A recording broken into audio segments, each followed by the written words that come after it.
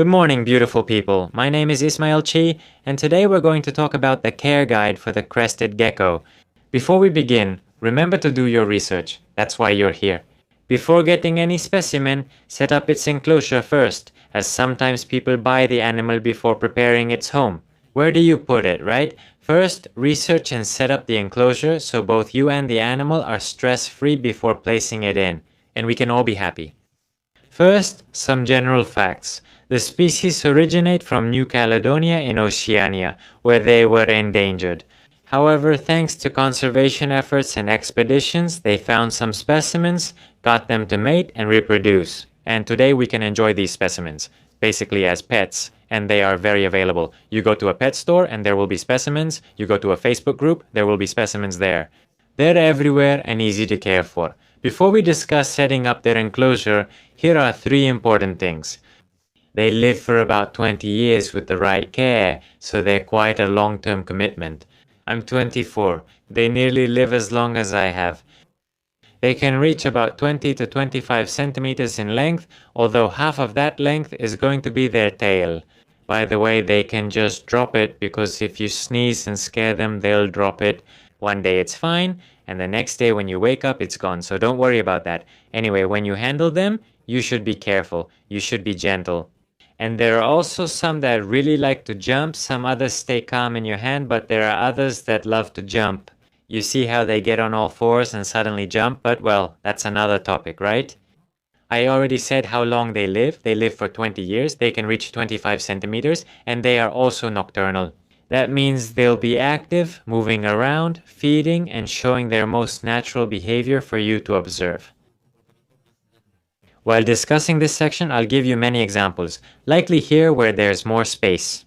And what do you need? First of all, it should be at least 30 gallons in capacity at a minimum for one specimen, well, one specimen in general, because you can't have them cohabitate, since these are going to be quite aggressive. This is 30 gallons.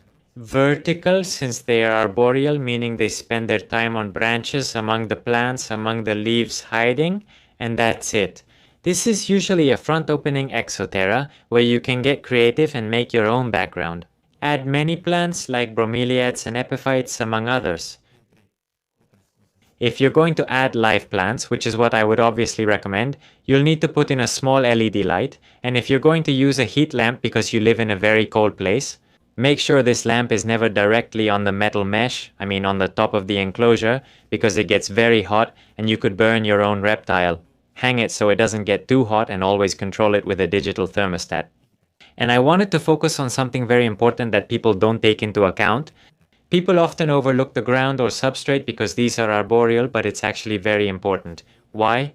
Because these require an ambient humidity of at least 60%. From 60 to 80% is the general rule for crested geckos. However, if you use too little substrate, it will dry out and the humidity will drop. And there can be respiratory problems, shedding issues, among other things. You need a substrate of at least, what do you think? 10, 15 centimeters at least. The more substrate, the better. It should retain moisture very well. It can be reptisoil, some kind of tropical substrate mix, a bit of coconut fiber, sphagnum, among other things, to retain moisture. Also a little bit of wood shavings or even sand so it doesn't get too compacted. But this is very important. And another very important thing is that you shouldn't leave the substrate, the soil, exposed. This will make the water evaporate and dry out much faster. Sorry for repeating myself. It's going to be very important for you to put a layer of dry leaves over the substrate so that there's a moisture retention effect. No, the water will evaporate, but instead of rising to the ceiling and disappearing, it will be retained under the leaves and will help keep the moisture in better, so keep that in mind. If you're going to pick up leaves, they can be from your garden. Just rinse them first and then boil them to prevent pests or strange substances that could be harmful to your reptile. Now about temperature. We've covered humidity, which is clear, 60 to 80%. You'll get this with a hygrometer, you can check it, and there are products that already have one. A hygrometer for humidity and a thermostat for temperature, both of which are already included. But anyway, a temperature between 72 and 82 degrees is good. I'll do the conversion for you because you're probably from the center or south of the country. I'm from the north, that's how we do it here, but I'll do the conversion for you. Those are the normal temperatures, very achievable in a room with controlled temperature by your air conditioner, a fan, whatever you want. If you live in a very cold area, your specimen may not want to eat, may be slow, and not very active. Yes, I'm going to recommend that you buy a small lamp with a heat bulb. You should put this on one side, not in the center. Why? Because we need to create a temperature gradient, one side warm, one side cool, that meets the temperatures I mentioned earlier. If you live in a very cold place, if you just buy a 10-gallon tank, which a lot of people do, and you put a heat bulb in it, this can be dangerous because the heat will dissipate in that area, which is very small, and there won't be space for a temperature gradient. Alternatively, if you use a 30-gallon tank, the minimum for an adult specimen, and place it on one side instead of the center, the specimen can move to warmer, colder, cooler, more humid, or less humid places. So it's very important to give it that option so it can be comfortable wherever it wants. Other very important aspects include misting. You're going to take your spray bottle. I suggest buying a 2-liter one so you won't need to refill it often. Just spray water to keep the area humid and water your plants.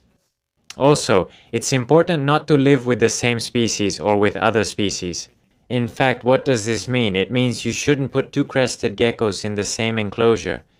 Normally they fight and act aggressively, which can lead to unwanted outcomes.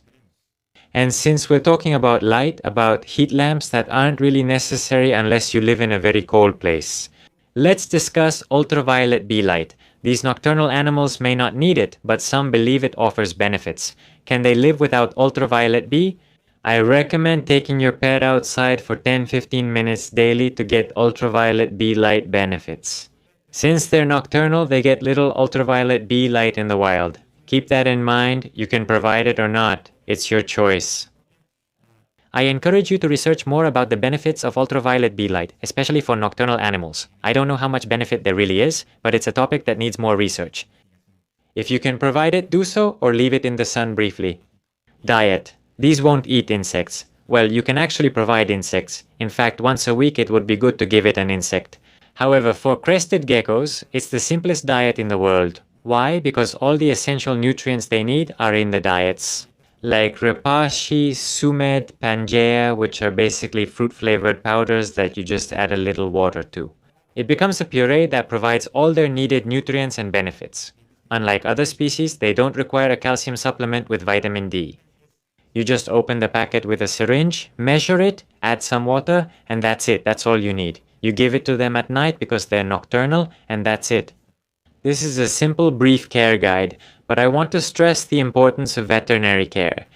They can have problems with parasites, respiratory issues depending on the humidity, burns if you put the heat lamp too close, in case you do that. But yeah, always have an exotic animal vet on hand, and also when it comes to handling, you're usually gonna get this specimen when it's young. It will measure about 10 to 15 centimeters, and I recommend handling it daily so it gets used to you, you socialize it, and that's it, that's all. I hope you liked the care guide. If I missed anything, please let me know in the comments, and if you want another video like this, also tell me in the comments which animal you'd like, and that's all. As I always say, follow me and love nature. Thank you.